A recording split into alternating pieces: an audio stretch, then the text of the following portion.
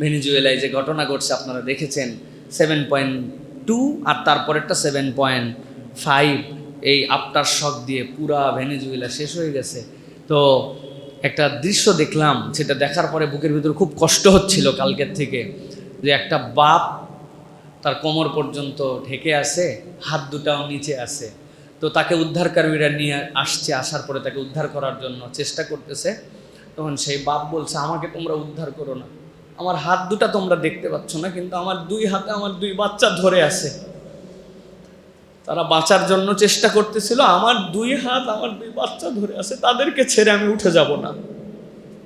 এই যে মর্মান্তিক বিপর্যয়, ভেনেজুয়েলাতে যে ভূমিকম্প হয়েছে, স্মরণকালের ভয়াবহ ভূমিকম্প, তার 2-3 দিন আগে ঢাকাতেও একটা ভূমিকম্প হয়েছে। আমি রাত্রের খাবার ওই সময় বসে খাচ্ছিলাম, আমি যে পরিমাণ ওই সময় যে শার্প ভূমিকম্পের যে শার্প মাত্রাটা বুঝতে পেরেছি, ভয় লেগে গেছে প্রিয় ভাইরা।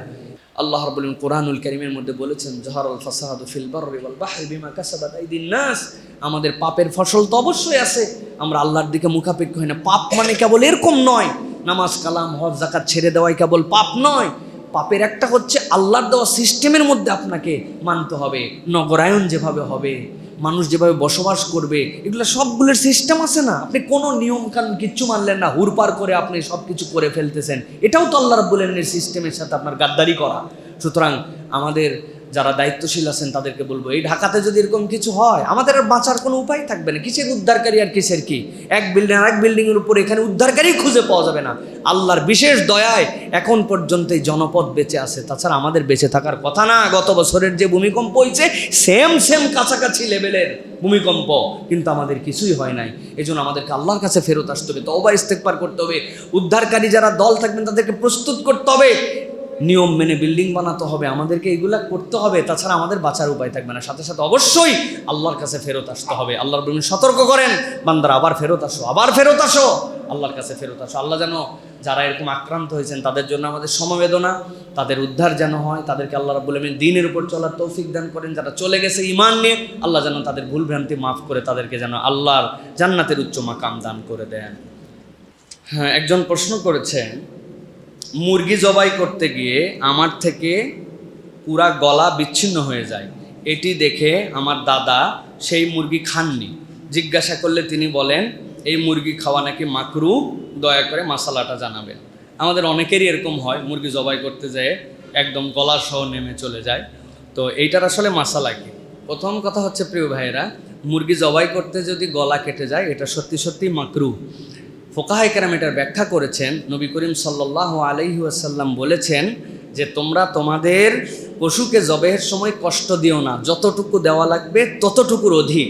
তো যখন কারো গলার রক কেটে দিলেই জবে হয়ে যায়, আপনি সেটাকে কাল্লায় এফর ওফর করে পার করে দিচ্ছেন, তাহলে এটাকে অতিরিক্ত কষ্ট দেওয়ার কারণে এই জবেহটা মাকরু। কিন্তু এই দাদাজি আমাদের, উনি একটা ভুল বুঝছেন, সেটা হচ্ছে জবেহ মাকরু হলেও ওই মুরগি খাওয়া মাকরু হয় না। এটা জবেহের কষ্ট দেওয়ার কারণে এইটা কারাহাত হয়েছে, কিন্তু ওই মুরগি খাওয়ার মধ্যে কোনো রকম অসুবিধা নাই, বা ওই মুরগি খেলে আপনার গুনাহ হবে এরকম নয়। তবে মুরব্বী ওই দিন যেহেতু খান নাই, গোস্তের ভাগ অন্যরা বেশি পাইছে, এই একটাই শুধু সুবিধা হয়েছে পরিবারে। তো জবেহ কারাহাত হলেও এটা হচ্ছে আমাদের জন্য মুরগি খাওয়াতে কোনো সমস্যা নাই, সাবধানে জবেহ করতে হবে। একজন প্রশ্ন করেছেন, জুমার খুতবার আজান হয়ে যাওয়ার পরে কি দোয়া করা জরুরি? আমি শুনেছি দ্বিতীয় আজানের পরে উত্তর না দেওয়াই উত্তম, কথাটি কি ঠিক? প্রিয় ভাইরা, আমরা জানি জুমাতে 2টা আজান হয়, একটা আজানের পরে খতিব বসেন, তথা খতিব বসার পরে আজান হয়। এইটা নিয়ে ফুকাহায়ে কেরামের মতামত আছে 2 ধরনের। হাদিস এবং আসার যেগুলো আছে সেটার ব্যাখ্যা অনুযায়ী, এক শ্রেণীর মন্তব্য অনুযায়ী যখন খতিব বসে যাবেন, এরপরে আজান হবে, এরপরে আর এই আজানের উত্তর নাই। এটার আলোকে তারা বলেছেন, ইবনে আব্বাস রাদিয়াল্লাহু তাআলা আনহু এবং ইবনে ওমর রাদিয়াল্লাহু তাআলা থেকে এটার বর্ণনা আসছে। তাদের 2 জনের ব্যাপারে বলা হয়েছে, কানা ইয়াকরাহানিস সালাত ওয়াল কালাম ইয়াউমাল জুমআতি বা'দা খুরুজিল ইমাম। ইমাম যখন তার ঘর থেকে বেরিয়ে এসে মিম্বারে বসে পড়বেন, এরপরে তারা সালাতও পড়তেন না, এটাকে অপছন্দ করতেন, কথাবার্তা সব কিছু অপছন্দ করতেন। সেই হিসাবে মেম্বারে ইমাম বসে যাওয়ার পরে যে আজান হবে ওই আজানের উত্তর নাই, ওই আজানের সময় সে চুপ করে থাকবে। কিন্তু এটার বিপরীতে ইমাম বুখারী একটা আসার এনেছেন, সেখান থেকে এসেছে হযরত মুয়াবিয়া রাদিয়াল্লাহু তাআলা আনহু যখন মেম্বারে বসলেন, এরপরে আজান হলো, আজানের উত্তর দিলেন, এরপরে মুসল্লিরা চুপ করেছিল। এটা দেখে হযরত মুয়াবিয়া বললেন, আমি রাসূলুল্লাহ সাল্লাল্লাহু আলাইহি সাল্লামকে দেখেছি, তিনি মেম্বারে বসা অবস্থায় আজান হওয়ার পরে উত্তর দিয়েছেন। যখন তাকবীর বলেছে মুয়াজ্জিন, রাসূলুল্লাহ সাল্লাল্লাহু আলাইহি ওয়াসাল্লাম তাকবীর বলেছেন। সুতরাং এইটা বলা যেতে পারে। সাথে সাথে আরও একটা বর্ণনা আসছে সাঈদ ইবনে মুসাইয়্যিব থেকে, তিনিও বলতেছেন যে ইমাম খুতবার জন্য বের হওয়ার পরে আমরা আর কথা বলতাম না, আমরা সালাত পড়তাম না। সুতরাং দুই ধরনের মতামতই এসেছে যে আপনি বসে, ইমাম যদি বসে যায় তাহলে আপনার যদি উত্তর না দেন আপনার আর কোনো গুনাহ নাই বা আপনি বাধ্য নন, এটাই হচ্ছে মূল মাসালা। কিন্তু কেউ যদি উত্তর দিয়ে ফেলেন তার জন্য গুনাহ হবে না। কিন্তু মূল বিষয়টা হচ্ছে চুপ করে থাকা, থেমে যাওয়া। এই যে আপনাদেরকে আমি বলি, এতগুলো ইউটিউবার আছে, আপনার হুদামিসা নতুন করে আর মোবাইলে ভিডিও করার দরকার নেই। চুপ করে থাকেন, কথাগুলো শোনেন, খুতবা শোনেন, এগুলো চ্যানেলের নাম অন্তত নিয়ে যাইন, সেখান থেকে আপনি ওয়াজ শুনে ফেলেন। এই যেটা বলি কেন, সামগ্রিকভাবে আমাদের যেন কনসেন্ট্রেশনটা 100% ওই খুতবাটায় থাকে, এই হুকুমটা যেন আমাদের হয়। আল্লাহ আমাদেরকে বুঝার তৌফিক দান করেন। শিয়া সুন্নি আকিদা কি, কবে থেকে এসবে শুরু হলো? শিয়া এবং সুন্নি যে আকিদা, এটা রাসূলুল্লাহ সাল্লাল্লাহু আলাইহি ওয়াসাল্লামের ওফাতের পরেই, যেটা 632 খ্রিস্টাব্দ আমরা ধরতে পারি, এর পরের থেকেই কিন্তু এটা কন্টিনিউ। ইসলামের যে যুগের খেলাফত শুরু হলো সেই যুগের পরবর্তী থেকে কিন্তু এইটার রাজনৈতিক কিছু বিষয় ছিল, কিন্তু আকিদাগত বিষয় হয়ে দাঁড়ায় হযরত আলী রাদিয়াল্লাহু তাআলা আনহুর খেলাফতের, আলী রাদিয়াল্লাহু তাআলা আনহুর খেলাফতের পরের থেকে এটা আকিদাগত বিষয় হয়ে দাঁড়ায়। তারাও মনে করে, যারা শিয়া আছেন তারাও মনে করতেছেন আল্লাহ রাব্বুল আলামিন আল্লাহ, মুহাম্মদুর রাসূলুল্লাহ সাল্লাল্লাহু আলাইহি ওয়াসাল্লাম আল্লাহর নবী। কিন্তু এর পরে রাজনৈতিক কারণে তারা কতকগুলা মতাদর্শে বিভক্ত হয়ে গেছেন, যেইগুলো আহলে সুন্নাত ওয়াল জামাত বা আমরা যারা সুন্নি বলি আমাদের সাথে একটা বিশাল ডিস্টেন্স তৈরি করেছে। এখন কেউ যদি বলে যে কৌশল করে, চিটিংবাজি করে, 2 নম্বরই করে আলী রাদিয়াল্লাহু তাআলা আনহুর খেলাফত পাওয়ার কথা, সেটা ওমর, ওসমান, আবু বকর রাদিয়াল্লাহু তাআলা আনহুম আজমাইন রিদওয়ানুল্লাহি তাআলা আলাইহিম আজমাইন তারা গ্রহণ করে নিছেন, তাহলে নবী করিম সাল্লাল্লাহু আলাইহি ওয়াসাল্লামের এই প্রখ্যাত 3 জন সাহাবীকে কেউ যদি প্রতারক বলে, তাহলে এইটাকে ইমানের মধ্যে থাকবে না, ইমান থেকে বের হয়ে যাবে।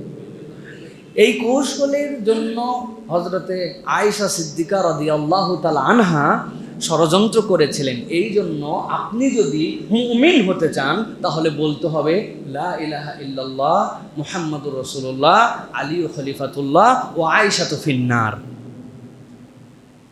লা ইলাহা ইল্লাল্লাহ মুহাম্মাদুর রাসূলুল্লাহ আলী খলিফা, আয়েশা জাহান্নামী। নাউজুবিল্লাহ বলবেন না, না, এটা না বললে আপনার ঈমান হবে না। এরকম অনেক কথাবার্তা শিয়াদের মধ্যে প্রচলিত আছে, তাদের মধ্যে অনেক গ্রুপ আছে, তারাও কিছু শুধরাইছে।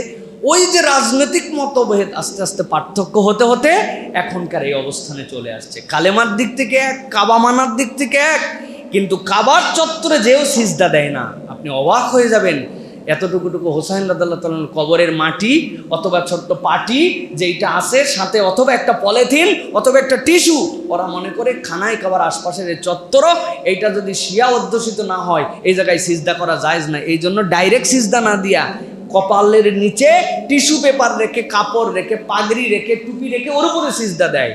এটা যদি আকিদা হয় তাহলে এইটা তো আর কোনো আকিদার মধ্যে পড়ে না। এইভাবেই মূলত আস্তে আস্তে করে রাসূলুল্লাহ সাল্লাল্লাহু আলাইহি ওয়াসাল্লাম ওফাতের পরে খেলাফতের সময় থেকে এই শিয়া এবং সুন্নির বিভক্তিটা হয়েছে। আল্লাহ রাব্বুল আলামিন উভয়দেরকে বুঝার মতো তৌফিক দান করেন, আল্লাহ তাদেরকে হেদায়েত দান করেন। মৃত ব্যক্তির ছবি অনলাইনে পোস্ট করলে কি গুনাহ হবে? কোনো প্রয়োজন ছাড়া কারো ছবি পোস্ট করা উত্তম নয়। এখন মৃত ব্যক্তির ছবি আপনি কেন পোস্ট করতেছেন, এটা একটা ফ্যাক্ট আছে। উনি মারা গেছেন, তার জানাজা হবে, অথবা তার জন্য দোয়া চেয়েছেন, কোনো একটা ছবি ছিল, এরকম করে যে আপনি পোস্ট দেন, এটা একটা মুবাহ, এটা না সওয়াব না গুনাহ। কিন্তু অলভারি কোনো প্রয়োজন ছাড়া মৃত ব্যক্তির এই ছবি আর পাবলিশ না করা আমাদের জন্য উত্তম হবে। এখন আপনার বাপ, আপনার কেউ একজন মারা গেছে, তার প্রতি আপনার একটা ফিলিংস আছে, আপনি এটাকে স্মরণ করছেন, ভিন্নভাবে জানাইছেন, এটা মুবাহ আমল, এটার সাথে সওয়াব বা গুনাহ এরকম কোনো কিছু সংশ্লিষ্টতা নাই। সুতরাং আমাদেরকে এটা নিজের বুঝের উপরে আমাদেরকে বাকি আমল করার চেষ্টা করতে হবে।